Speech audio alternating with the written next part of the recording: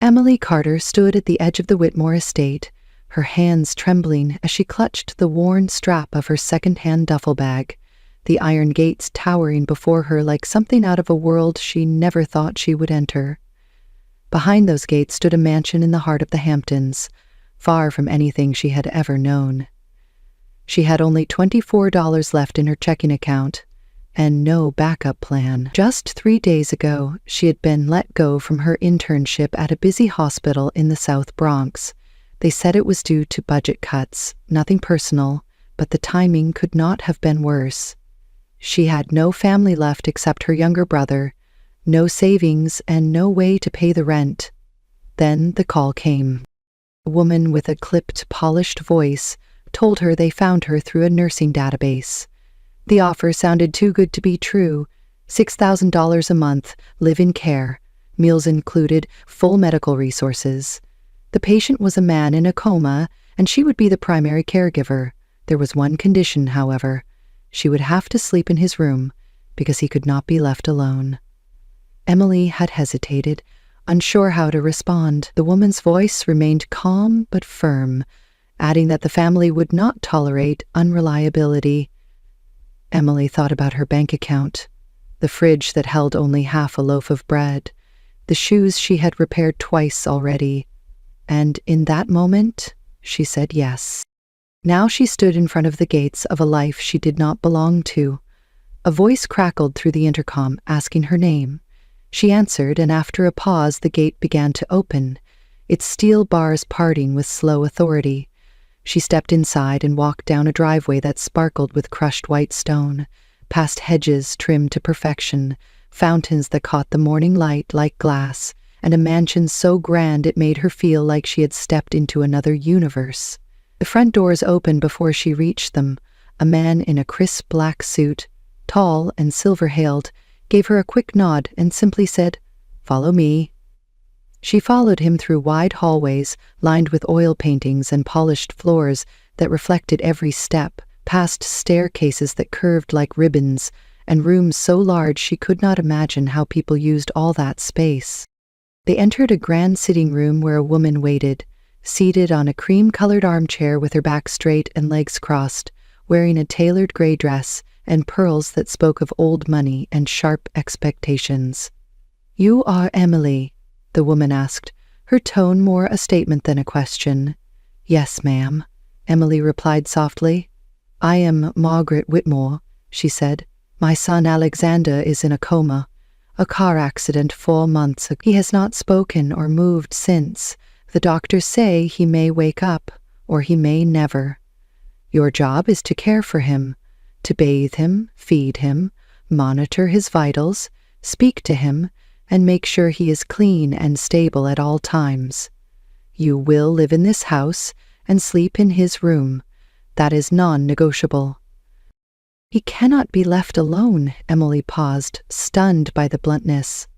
"Is that a problem?" Margaret asked. Emily thought about her brother's school tuition, the eviction notice taped to her door, and the empty shelves in her kitchen. "No, ma'am," she said. Margaret gave her a hard look, then nodded once. "You start today. The nurses will show you the routine. But from this moment forward, he is your responsibility. Do not fail me." Emily followed the butler up the stairs with her heart pounding, the mansion silent around her, the air heavy with a stillness that felt almost sacred. Somewhere inside this place was a man who once ran an empire, who once graced the covers of business magazines, and who now lay silent in a bed, unseen by the world. She had no idea what to expect, but deep down, something told her that this was only the beginning. The first thing Emily noticed as she followed the butler through the upper floor was the quiet, not the kind of silence that comes from emptiness, but the kind that settles in when people are waiting for something to change. The walls were painted a soft cream, accented with gold-trimmed frames and crystal sconces, and the hallway smelled faintly of lavender and polished wood. As they walked deeper into the East Wing, her steps grew more hesitant. She had worked in hospitals before, had cared for elderly patients, even held the hand of a woman as she took her last breath. But this was different. This was not a hospital. And she was not just a nurse. She was being brought into the private, protected world of a billionaire who had vanished from public life without a trace. The butler stopped in front of a large double door, polished cherry wood with brass handles that gleamed like new. He looked at her briefly, then opened one side without a word. Emily stepped in and caught her breath. The room was massive, larger than her entire apartment. A tall window stretched from floor to ceiling, its heavy velvet curtains drawn slightly open to let in morning light. A chandelier hung from the center of the room, delicate and sparkling like a crown. To the left stood a mahogany bookshelf filled with leather-bound volumes and glass cases displaying trophies and framed newspaper articles. To the right was a smaller bed, neat and simple, clearly prepared for her. But at the center, surrounded by silence and sunlight, was the bed that held Alexander Whitmore. He was lying perfectly still, his face angled slightly toward the window. His skin was pale but not unhealthy, his hair dark and neatly trimmed, his body strong beneath the soft gray shirt and white sheets. He didn't look broken, just asleep, as if he might stir at any moment. A monitor beside the bed beeped softly, showing his heart rate and oxygen levels. Tubes and wires ran discreetly from his body to a compact machine, and beside the bed stood a tray of medical supplies, freshly organized and labeled. Emily walked closer, her shoes sinking into the thick carpet, and took a long look at the man she was meant to care for. Even unconscious, he looked powerful. His jawline was sharp, his features symmetrical and clean, and there was something in the way he lay there that made her chest tighten, a strange mix of pity and curiosity. She turned slightly as a nurse entered behind her, a middle-aged woman with a kind face and quick hands. "Good morning. You must be Emily," the woman said, offering a small smile. "I'm Brenda. I've been part of Mr. Whitmore's medical team since the accident. I'll be showing you the daily routine." Emily nodded, grateful for something familiar to focus on. For the next hour, she listened carefully as Brenda walked her through everything. The schedule was strict. Morning vitals at 7, sponge bath and change of clothes by 8, gentle muscle stimulation and massages to prevent stiffness, turning him every 2 hours to avoid bed sores, checking oxygen flow, and documenting any physical reaction. Meals were through a feeding tube, carefully measured, and hydration monitored by IV. She would be responsible for every detail. Brenda made it clear that the job was serious and demanding, but that Margaret Whitmore valued loyalty above all. After Brenda left, Emily sat on the edge of her small bed and took a deep breath. The room was quiet again, except for the soft beeping of the monitor and the faint sound of birds outside. She looked over at Alexander. His chest rose and fell with mechanical consistency, his lips slightly parted. She spoke for the first time. "Good morning, Mr. Whitmore," she said softly. "I guess this is day 1. You probably can't hear me, but I'm going to be around a while, so I'll talk anyway. It helps me feel less like I'm alone in here." She paused, watching his face for any flicker, any sign of response, but there was none. She looked around the room again. It felt frozen in time, like everything had been carefully preserved. The books on the shelves were untouched. The trophies gleamed, but no one had looked at them in months. On the nightstand beside his bed was a photo in a silver frame. It showed a younger Alexander, smiling with arms around 2 other men, maybe friends or brothers, standing in front of a yacht. He looked alive, full of energy, far from the stillness that now surrounded him. Emily lay back on her bed for a moment, letting the weight of the room settle around her. She had never slept in the same space as a patient before. It felt strange, intimate even, but necessary. This was her job now. She had accepted the terms, and in return she had a chance to support her brother, to start over, to survive. She turned her head slightly, looking again at the man in the center of the room. He was not just a patient. He was Alexander Whitmore, heir to one of the most powerful tech empires in the country.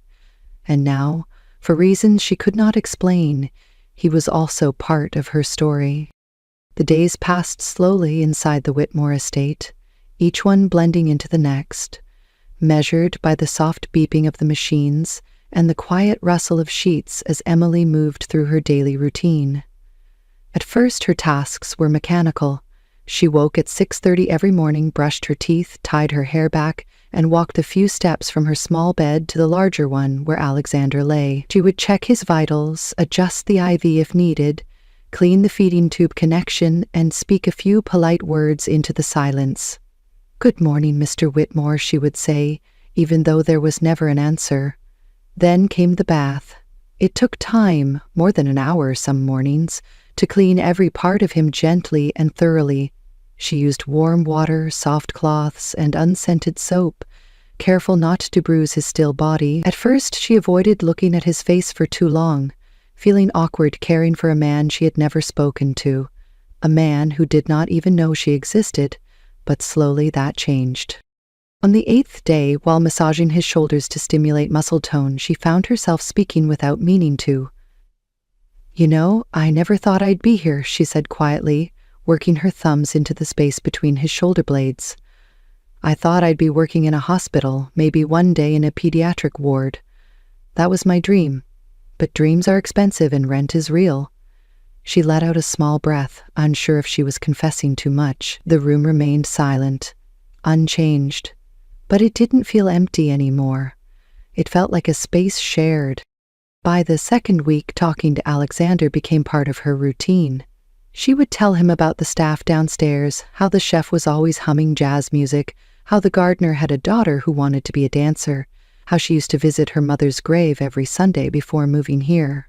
Sometimes she would read to him from the books on his shelf, and other times she would just sit beside him, watching the way the sunlight traced patterns on the ceiling. There was something comforting about the stillness, something she hadn't felt in a long time. It was as if, in this quiet room, her life had found a strange kind of rhythm. Then, one morning, something changed. She was mid-bath, carefully wiping down his chest with a warm towel, when she felt it. A twitch. Just a slight one, a tiny contraction of his left pectoral muscle, so subtle she almost missed it. She froze, her hand suspended mid-air. Slowly she leaned in, eyes fixed on his face. Nothing else moved. His eyes remained closed, his breathing unchanged, his fingers still. Maybe it was just a muscle spasm, she told herself, a reflex. But still, her heart beat a little faster. The next day it happened again. This time it was a small twitch in his right leg while she was massaging it. Again, no other sign, no movement, no sound. But Emily began to feel something shift. That night, she sat on her bed with her knees pulled to her chest, watching him through the dim light. "Do you know what I wonder?" she whispered. "I wonder if you can hear me, if somewhere inside you're listening to my voice and waiting." She paused, her voice softening. "Because I think I'd wait for you if I knew you were still in there." She didn't expect anything, of course, but just saying it out loud made the air feel heavier, more real. It was on the 21st day that the first undeniable reaction occurred. Emily had just finished telling him a story from her childhood about the time her mother walked 5 miles in the rain to bring home a second-hand winter coat she had wanted, and how she cried when she realized it didn't quite fit, but wore it anyway because her mother had tried so hard. Her voice cracked as she finished the story, and she turned to Alexander with a sad smile. "I didn't even say thank you," she whispered, and by the time I wanted to, it was too late. A single tear slipped from her cheek. Then she saw it. A tear, not hers, his, sliding slowly from the corner of his eye and disappearing into the pillow. Emily gasped, stood up too fast, and nearly tripped over the edge of the rug.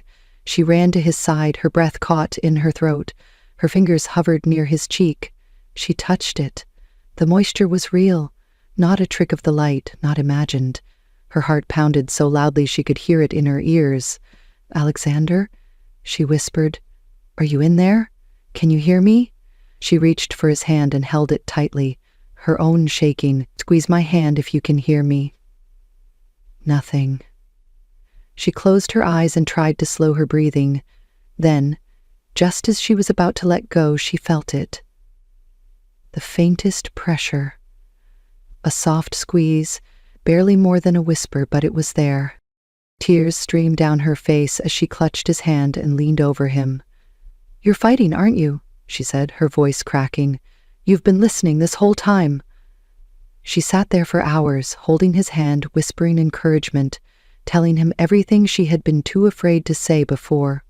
"I don't know what this is," she murmured, "but I feel like I know you, and maybe that's crazy, but I do. You're not just some rich man in a coma to me anymore. You're something more." She didn't finish the sentence, because she didn't know what came after. She only knew that from that moment forward, everything had changed. The next morning, she reported everything to Margaret. At first, the woman stared at her with skepticism, her eyes narrowing, her lips pressed into a thin line. Then Emily described the tear, the squeeze, the small movements. Margaret's face shifted, not dramatically, but enough. She didn't dismiss it. She said she would call in the neurologist. That gave Emily hope.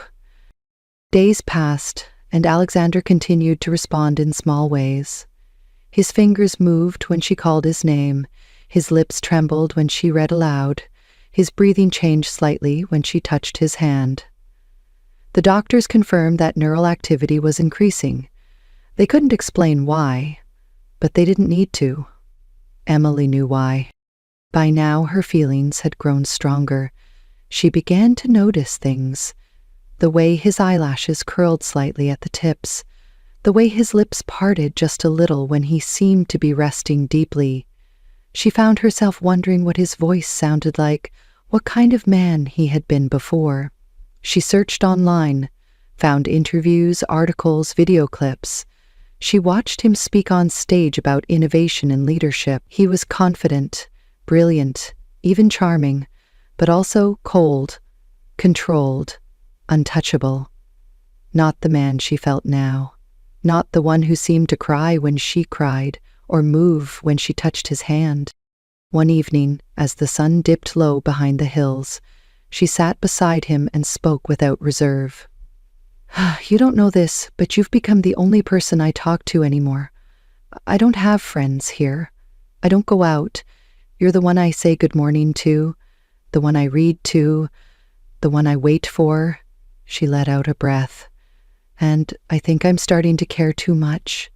She paused, the words sounding heavier than she expected. "It's stupid, I know. You're in a coma. You can't love someone when you're unconscious.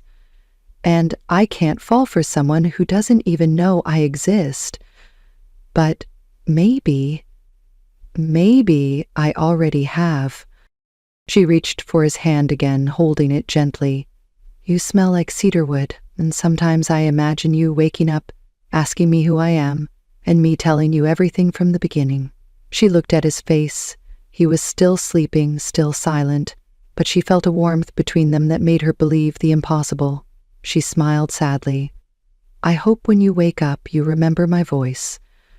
That will be enough." As she turned off the bedside lamp and walked toward her own bed, she didn't see it, but his fingers twitched again, this time stronger. Emily woke the next morning with an ache in her back and the strange sense that something in the room had shifted, though nothing looked different at first glance. The early light filtered through the curtains, casting a warm haze across the wide floor, and the familiar steady beeping of the heart monitor filled the silence, as it always did. She sat up slowly, glancing at the larger bed across from hers, expecting the usual stillness, but this time, as she looked closely, she noticed that Alexander's fingers were no longer resting exactly where she had left them the night before. They were curled ever so slightly, a position they had not taken on their own until now. Her heart jumped, and without thinking she got out of bed and crossed the room barefoot, kneeling beside him, watching his face for any sign that this was more than coincidence. "Morning, Mr. Whitmore," she whispered softly, as if her voice could coax him into movement. "I hope you're still fighting in there, because I am not going anywhere. Not until you open those eyes." She reached for his hand again, warming it gently in hers, waiting for a reaction. For a moment, nothing happened, but then she felt it once more. the faintest squeeze, more distinct than yesterday, and this time it came with a slight tightening around his jaw. She gasped quietly, blinking fast. "You are in there. You're coming back," she said, her voice trembling. "I knew it."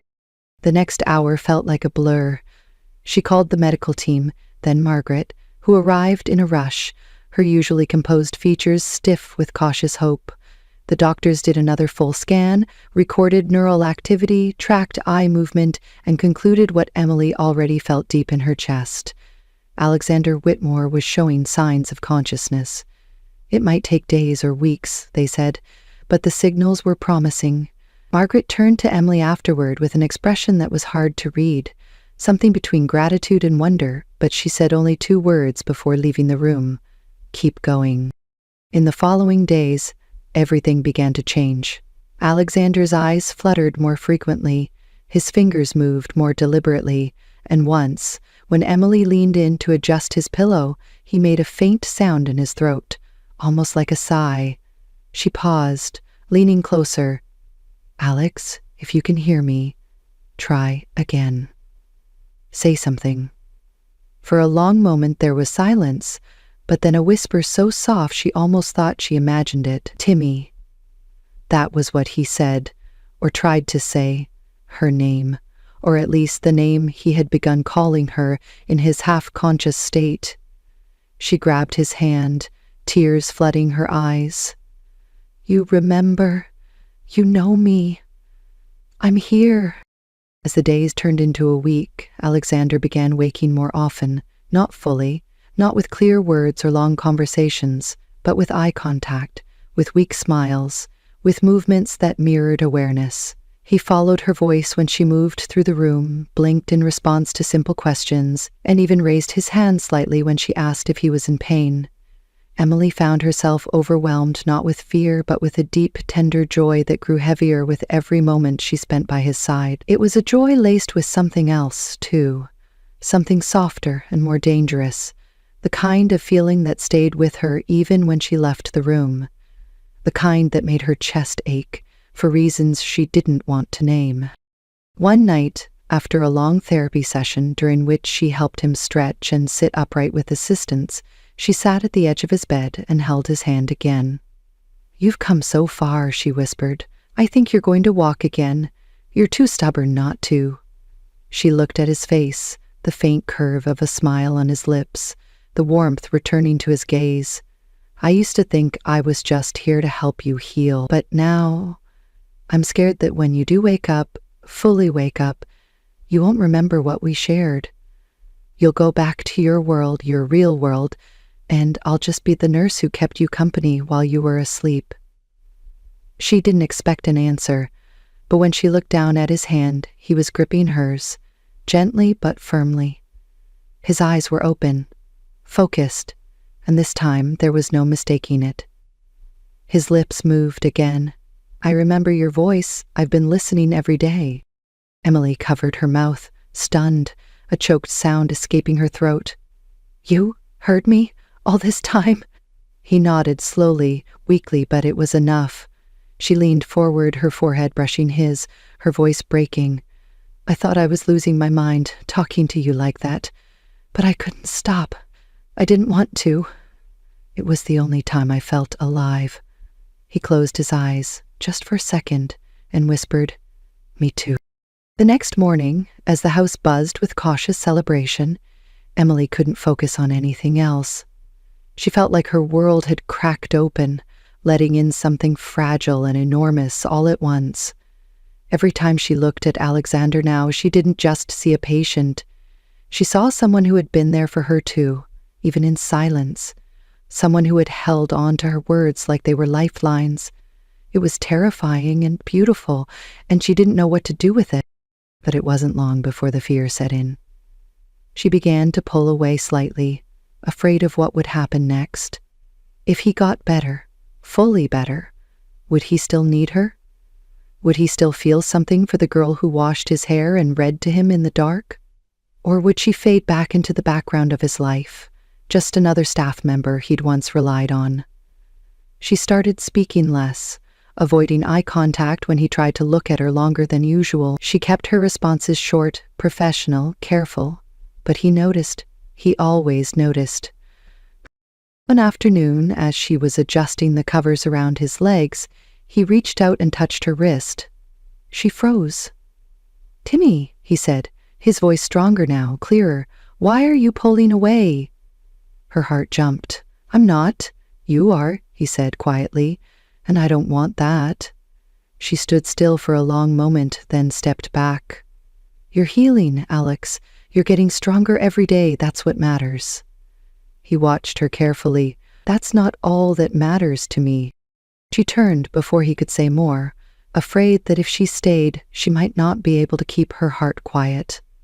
That night, she lay awake for hours, staring at the ceiling, trying to remind herself that lines existed for a reason, that this was temporary, that she was temporary. But even as she told herself all those things, she remembered his voice, cracked and quiet, saying her name like it meant something, and deep down she knew the truth. She had fallen for him, and if she wasn't careful, it would break her. Days later, she overheard part of a conversation in the hallway. Two of the nurses talking in hushed tones. They said that once Alexander regained his full strength, his old team would be returning. Assistants, advisors, friends. The life he had before would come flooding back, and with it the people who belonged to it.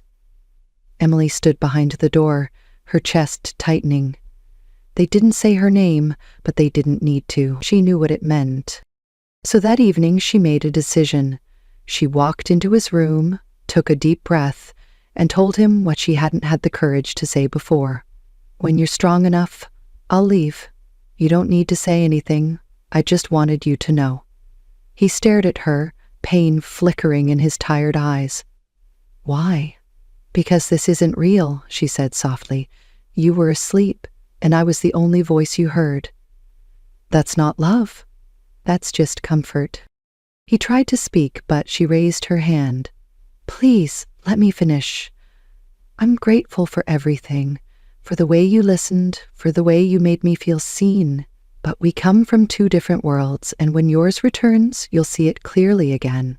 She turned to go, not trusting herself to stay any longer.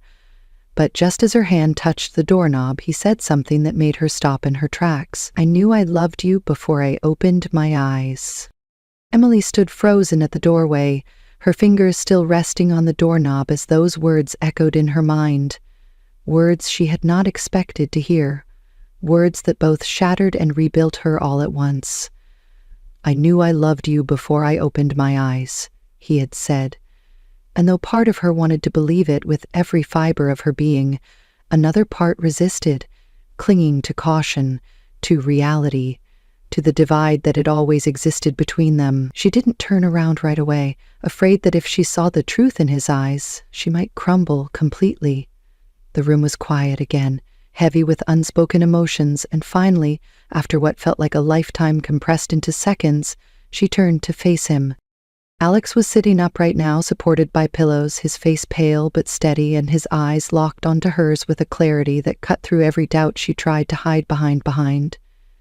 "You don't mean that," she said quietly, her voice trembling despite her effort to sound calm.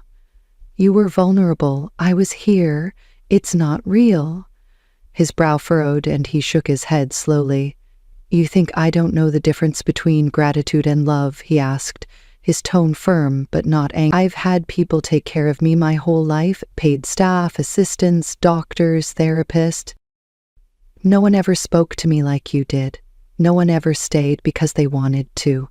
She opened her mouth, but he raised a hand. "Let me finish. I remember your voice before anything else. I remember how you made me laugh when I couldn't even move my mouth. I remember how you sat beside me in the dark and told me stories just to keep yourself from crying. I remember how you touched my hand the night I cried for the first time and said you would wait for me. I didn't forget. I felt all of it. I didn't just fall in love with your face or your kindness. I fell in love with who you are when you think no one is watching." Emily's throat tightened, her chest rising with quick, shallow breaths as she struggled to hold back the tears that now threatened to fall. It can't work, she said, barely more than a whisper. Even if you feel that way now, it won't last. You're Alexander Whitmore. You live in a world of boardrooms and cameras and people who wear $5,000 shoes. I can't be a part of that world. You think I care about that world? You think I care about that world, huh? You think I want to go back to all that like nothing happened? I don't. Everything changed the day I woke up and saw you sitting there. You gave me something I never had, even when I had everything. She shook her head, taking a step back. I can't, she said. I can't be the girl who ruins your image or gets used for sympathy. I don't want to be a story in the tabloids. He reached for her hand then, wincing slightly from the effort, but not letting go once he caught her wrist. Then don't be, he said. Don't be the story. Be the woman who changed everything. Be the woman who stayed when I had nothing. That's not weakness. That's strength. That's love. But Emily pulled her hand away gently and walked toward the window, arms crossed over her chest, her back to him. She watched the trees swaying in the late afternoon breeze, watched a bird land on the edge of the fountain below, and wished more than anything that her heart didn't feel so heavy. I'm scared, she admitted, her voice breaking. I've spent my whole life being let go, being passed over, being told I'm not enough, and now I'm standing here, in front of someone I've come to love more than I should, and I'm terrified that once you're fully recovered, I'll be nothing but a memory you want to forget. Behind her, she heard the soft rustle of sheets, the slight wheeze of effort as Alex shifted in the bed, and then a long silence before he spoke again. Then let me prove it, he said. Give me time. Give me a chance. Don't run before I've even had a chance to walk. Literally. She turned at that, and despite herself, a faint smile tugged at her lips. He smiled too, though his was tired, his body still too weak for grand gestures. I'm not asking you to believe me today, he said. Just don't give up on me yet. She nodded slowly, not with full acceptance, but with the smallest crack in her resistance. That night she stayed in the chair beside his bed a little longer than usual. She didn't speak much, just held his hand while the room dimmed around them. The silence between them was no longer heavy. It felt like understanding. In the days that followed, Alex continued to grow stronger. He began physical therapy in the morning, first with assistance, then gradually standing with support. Emily watched his determination, the quiet fire in his eyes as he pushed through the pain, and something in her softened. She brought him his meals, helped him dress, and when she thought he wasn't looking, she smiled to herself just seeing him move again. One morning, as she helped him into his wheelchair, he looked at her and said, You know, if I ever walk down an aisle again, I'd want you at the end of it. She rolled her eyes, pretending to brush it off, but her heart skipped. You're not funny, she said. I wasn't trying to be, he replied. Then came the press. News leaked that Alexander Whitmore had awakened from his coma. Journalists camped outside the estate. Articles appeared, speculating who had cared for him during his recovery. Emily's name wasn't in any of them, but the pressure began to mount. Margaret called Emily into her office one morning and asked if she was all right. The matriarch's voice was softer now, less guarded. I know this hasn't been easy, she said, but I want you to know something. You saved my son. Emily didn't know how to respond. I only did what I was hired to do. Margaret smiled, just slightly. You did far more than that, and I see it. I may not have understood it first, but I see it now. Emily returned to her room that night with those words echoing in her mind. She sat by the window for a long time, watching the moonlight spill across the floor. When Alex called her name from the bed, she turned and walked over, sitting beside him. Do you still want to prove it? She asked. He nodded.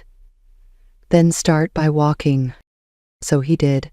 Step by step, inch by inch, he walked with her beside him. The therapy grew more intense. The steps became longer, stronger, and soon he was no longer just recovering. He was preparing for something more. One afternoon in the rose garden behind the estate, he stood without help for the first time and said, "I have something to ask you, but not yet. I want to do it when I can stand on my own 2 feet." Emily looked at him, her eyes wide. "You're serious?" He nodded, and she didn't argue. Weeks passed, and Alex was almost himself again. He began working with his staff remotely, his mind sharp, his voice calm, but the only person he really listened to was Emily. One evening, as they sat together in the garden, he reached into his jacket and pulled out a small velvet box. "I can't wait anymore," he said. "I've waited my whole life to meet someone who made me believe I was more than just my success, more than my name. That person is you." Emily gasped as he opened the box to reveal a simple but elegant ring. "Marry me, Timmy. Not because you saved me, but because you saw me. Because you believed in me when I didn't even know who I was anymore." She stared at him, heart pounding, tears in her eyes, and then she smiled. "Yes," she said. "Yes, I will." The days after Emily said yes felt like something between a dream and a fragile miracle. For the first time in her life, she wasn't simply surviving but allowing herself to hope, to imagine a future where she belonged, not as an assistant, not as a caretaker, but as someone who was chosen. The ring on her finger was modest compared to the kind of jewelry she imagined the women in Alexander's old world wore, but to her it was the most beautiful thing she had ever owned. He had given it to her not with grand words or a dramatic scene, but with quiet honesty, with eyes that looked directly into hers and hands that trembled just a little from the weight of meaning behind the gesture. They spent more time together in the weeks that followed, not as nurse and patient, but as 2 people trying to understand what love could look like outside of extraordinary circumstances. They sat in the garden most evenings, sharing stories they hadn't told anyone else. Alex confessed that before the accident, he had been lonely in a way that didn't make sense to the outside world, that people assumed he had everything because he had money, power, influence, but none of it felt real. And most days he walked through his life like an actor, performing a part he didn't even audition for. Emily shared pieces of her childhood she hadn't spoken aloud in years, like how she used to sit on the fire escape of her apartment in the Bronx and pretend the stars could hear her, or how her mother used to tuck handwritten notes into her lunchbox, each one ending with the same line, "You are more than the world will ever see." It felt like something was being rebuilt between them, not just a relationship, but a kind of trust neither of them had ever fully known. But even as the warmth grew, a shadow began to form at the edges of their new life, quiet but persistent, the kind that made her heart clench in moments she should have felt safe. It started with a letter, hand-delivered, no return address, just a clean white envelope with her name written in perfect cursive. Inside was a single sentence typed on a page.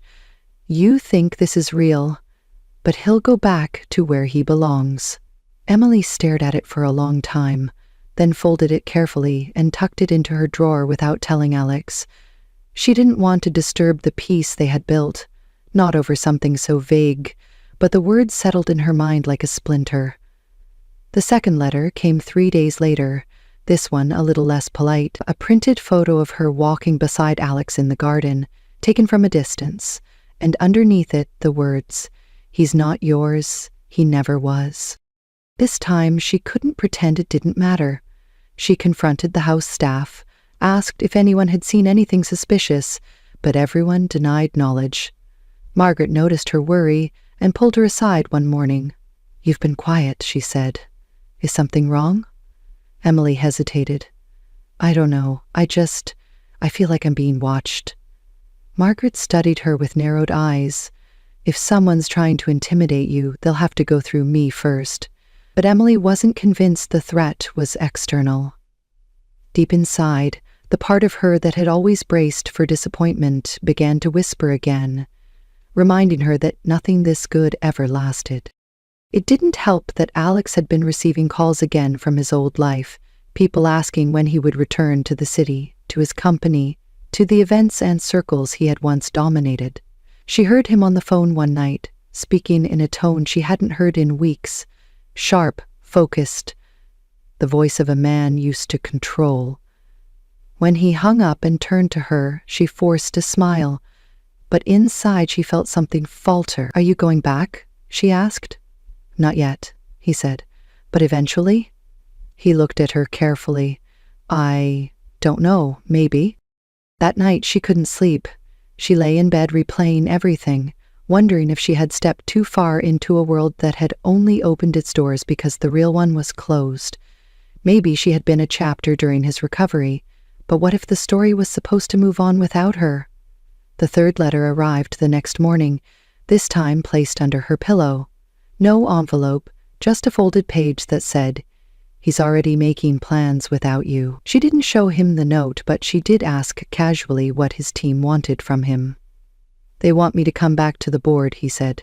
"They're discussing a press event." "And are you going?" He paused. "I haven't decided." She nodded, trying not to show how much that answer hurt. That afternoon she packed a small bag, just in case. Later that evening, as the sun dipped below the horizon, casting golden light across the garden, Alex found her sitting alone, her eyes fixed on nothing in particular. "What's wrong?" he asked. "You're miles away." She turned to him, her voice quiet. "I've been getting letters." He blinked. "What?" "Someone's trying to scare me," she said. "Or maybe just remind me where I stand." He stepped forward. "Why didn't you tell me sooner?" "Because I didn't want it to be true," she said. "I didn't want to believe that this world, your world, still saw me as someone who doesn't belong." His jaw tightened. "You belong with me. Do I? Or do I just fit right now while you're still here, still healing? What happens when you're fully back? When the city calls, when your name starts trending again, when the world wants the old Alex Whitmore back?" He reached for her hand. "Then I'll tell them he's gone." "I'm not going back to who I was." She shook her head. "I want to believe that, but part of me thinks one day I'll wake up and you'll be gone, and I'll be just a memory you don't want to explain." He took a breath, then slowly got down on one knee again, though his body was still tired. "I don't know who's trying to scare you, but I'll find out. And I don't know what the world expects from me anymore, but I do know this. Every day since I woke up, I've been trying to figure out how to deserve you, and I still haven't. But I'm not letting you go. Not now. Not ever." She looked down at him, tears in her eyes. "Then why does it feel like we're already saying goodbye?" "Because we're afraid," he said. "But love doesn't run from fear. It stays."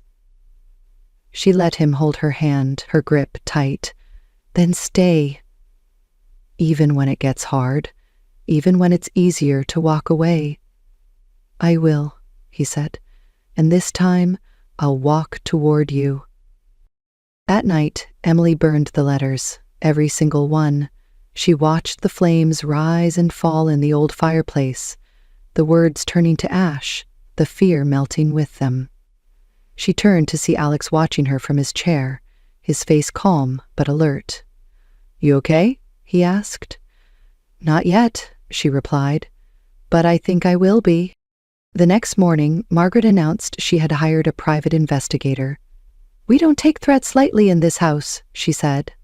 Emily felt a warmth in her chest, not just from the gesture, but from the shift in how Margaret looked at her, no longer with cold scrutiny, but with something close to protectiveness. Days later, the investigator confirmed that the letters had come from someone on Alex's former communications team, a woman who believed Emily was a risk to his public image. She had acted alone, trying to scare Emily into leaving before a formal re-entry into society. Margaret fired her immediately, and Alex made a statement privately to his team. Anyone who disrespected the woman he loved would no longer be welcome in his circle. As the truth came out, Emily felt the weight in her chest begin to lift.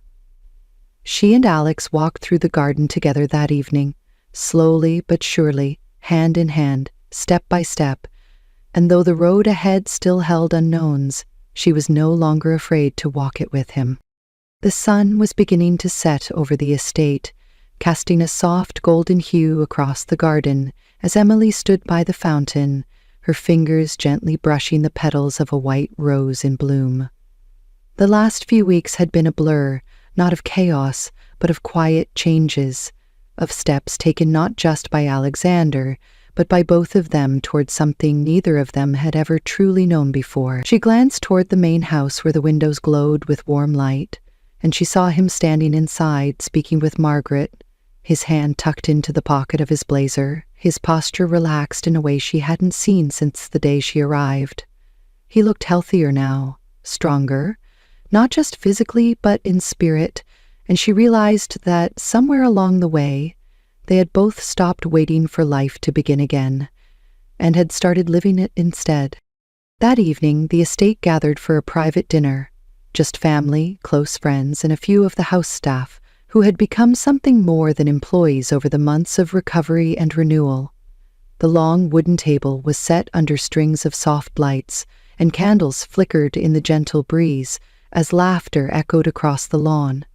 Emily sat beside Alex, their hands occasionally brushing, their eyes meeting with the kind of silent understanding that didn't require words.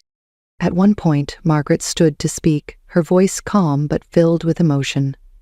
"I have watched my son come back to life, not just in body but in heart," she said, "and I know it is because of the woman sitting next to him." There was a pause as everyone turned to look at Emily. "You were once just a nurse hired to do a job, but you became so much more. You gave him a reason to return to us, and I will always be grateful for that." Emily's eyes filled with tears, but she smiled, her fingers tightening around Alex's.